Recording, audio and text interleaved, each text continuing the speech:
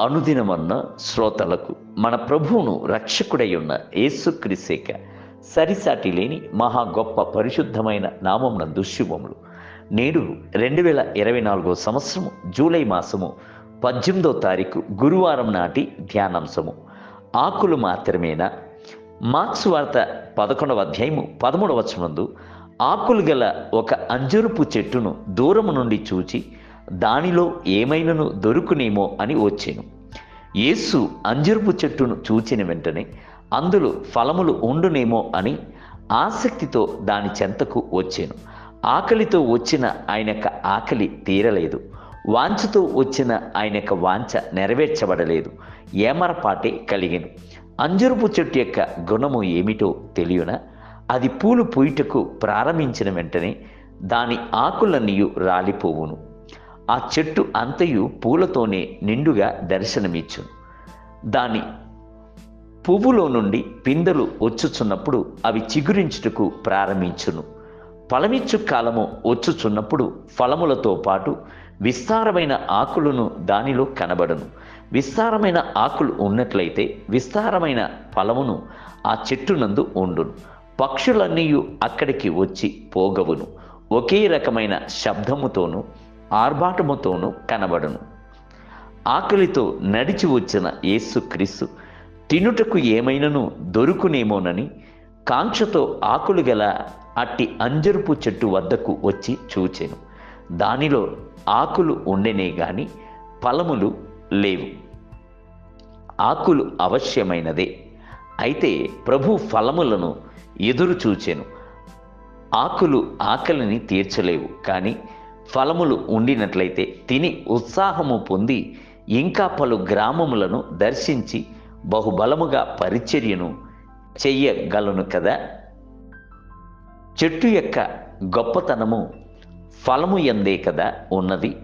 ఫలములు లేకపోయినట్లయితే ఏమి ప్రయోజనము? అది భూమిని కదా వ్యర్థముగా చెరిపివేయును.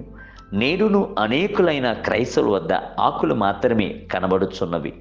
నామకార్థపు క్రైస్తవులుగా ఉన్నారు తప్ప ప్రభు కొరకు ఫలములను ఇచ్చుటలేదు. ఆత్మఫలములు వారి వద్ద కనబడటలేదు.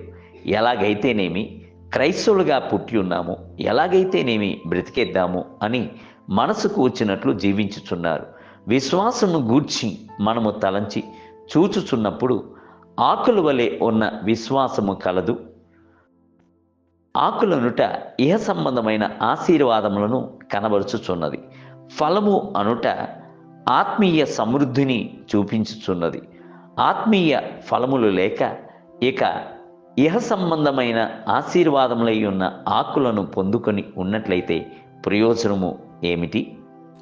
అనేకులు ఇహ సంబంధమైన సమృద్ధిని చూపించుచున్నారు, అయితే ఆత్మ సంబంధమైన పేదరికమునందు జీవించుచున్నారు.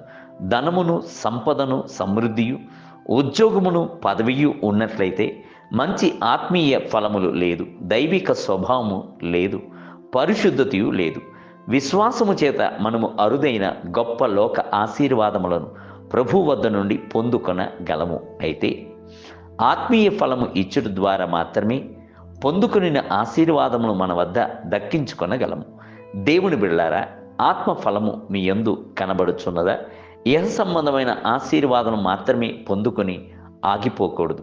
పర సంబంధమైన ఆశీర్వాదములను, నిత్యత్వమునకు సంబంధించిన ఆశీర్వాదములను అన్వేషించుడి. నేటి ధ్యానమునకే పుత్రదాత వృక్షము సువాసన ఇచ్చుచున్నది.